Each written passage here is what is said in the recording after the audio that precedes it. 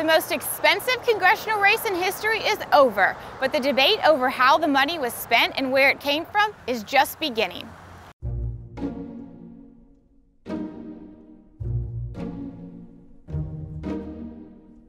Handel and Jon Ossoff are household names across the country because of the special election in Georgia's 6th District and the more than $50 million they raised and spent. For Ossoff, most of the money came from outside of Georgia, as Democrats in California, New York, and everywhere in between tried to strike a blow against President Trump. While most of us are content to be rid of the endless commercials, mailers, and political prognosticating, many Georgians are suggesting there should be a law against what we just witnessed. A law? They argue that political candidates shouldn't be allowed to accept donations from outside the district where they're running. That is ridiculous for many reasons. For starters, it's unconstitutional. State and federal courts have repeatedly ruled that campaign donations are actually a form of free speech and therefore protected.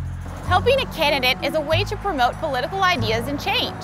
We can all agree that there are many other ways to do that, but do we really want to be in the business of telling someone how they can play politics?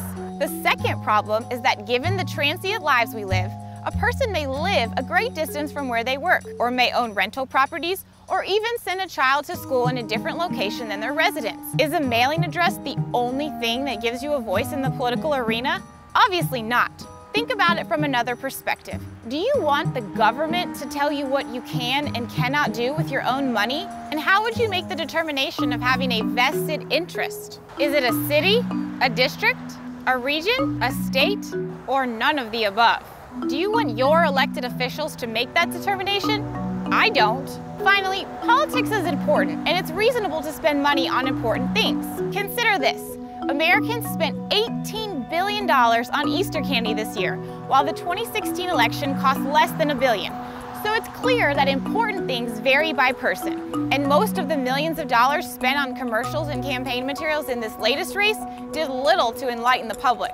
But that's a different issue.